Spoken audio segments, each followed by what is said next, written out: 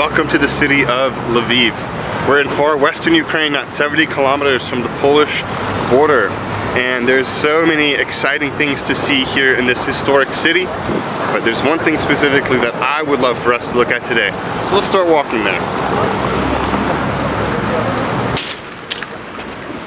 We're kind of in that gross, like, half unfreeze phase of winter here where it'll warm up, you'll get a warm spell, a lot of the ice and snow will melt and leave behind really gross, like dirt and sand that had been laid down before, and then it will freeze over again and it will snow and cover all of it up and then, you know, melt. It's a constant cycle, so it's a little bit gross.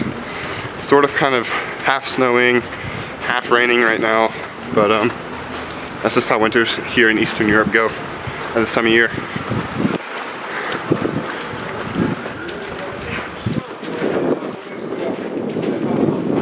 There's so much history everywhere you walk here, and there's a building that means really something important and special to history, or there's another spot that looks special to the cultural aspect of Lviv.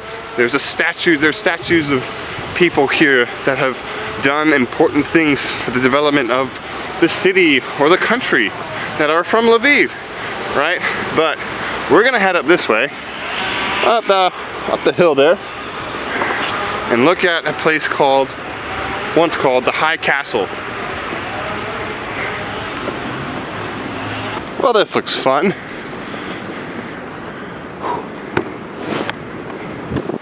It's a good thing the snow is wet. If this was dry powder, it would be almost impossible to climb up this steep embankment. Boy.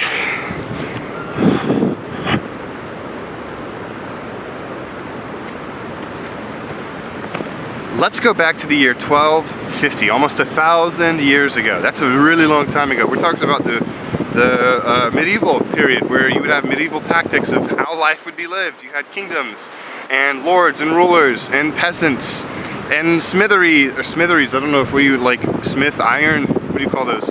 You had those places. And with that, you had a need for defense, okay? That would include the city walls, city gates, and what we had here, which was the High Castle. We're on this massive embankment right now. We've kind of plateaued on a little flat part, but this is where the old castle used to be, and you can still see remnants of it here today. So let's go check it out.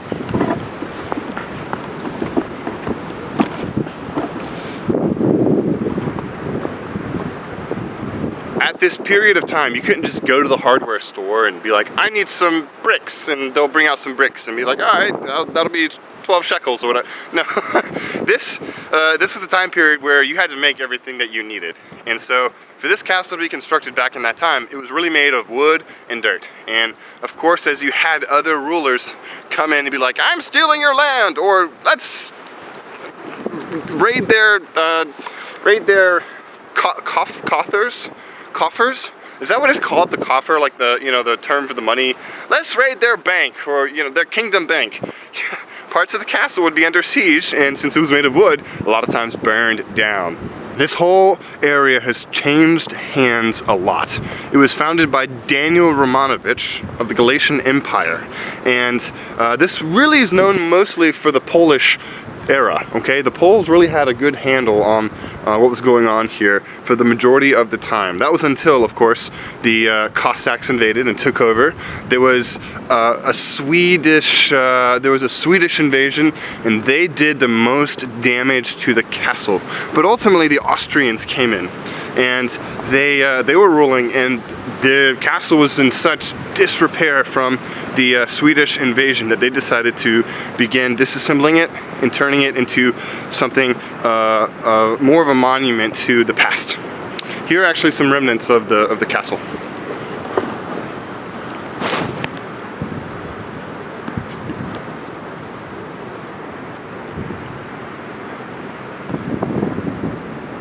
You can imagine that you'd have people standing up on the edge, looking over the wall of this castle as it was being raided, and shooting arrows down, or throwing stones, or pouring hot oil on whoever's invading. But that's the last rendition of this castle.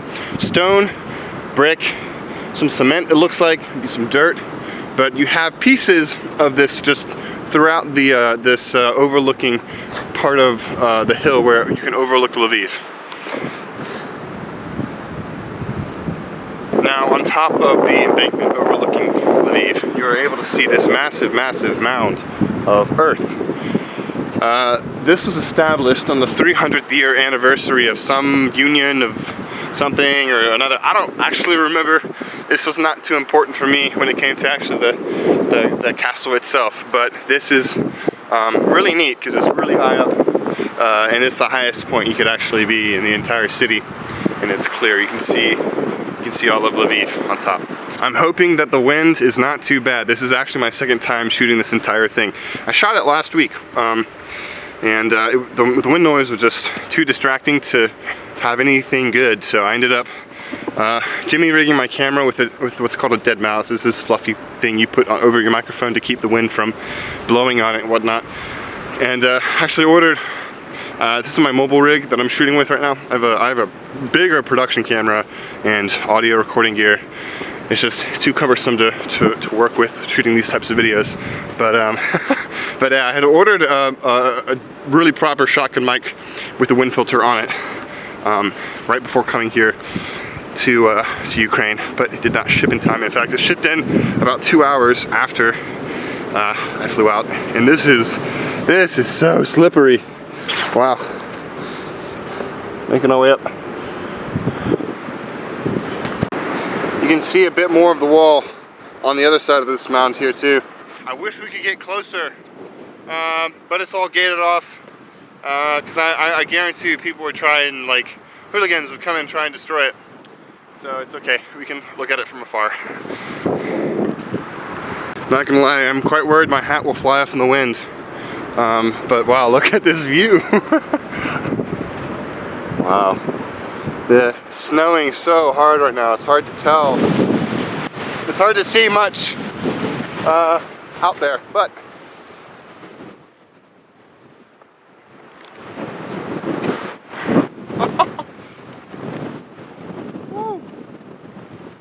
wow.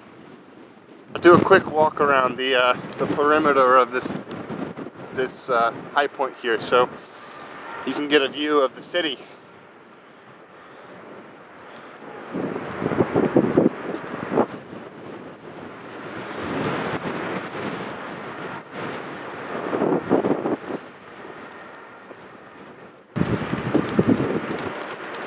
I'm not sure how well this little wind filter is working, but I'm going to keep going here. The Russians eventually took control of this area right before the first revolution, and so they had it for a while. The Poles eventually came back and drove them out, but ultimately in 1939 this area was seized by the Soviet Union. Of course, it collapsed in 1991, and so Ukraine was formed, and Lviv was officially a part of Ukraine, and it's been here ever since. This flag now overlooks the entire city, and everyone down below can look up.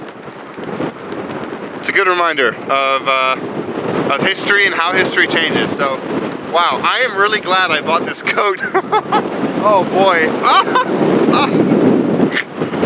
Oh man, I'm gonna take some pictures and try and go down. It's freezing up here.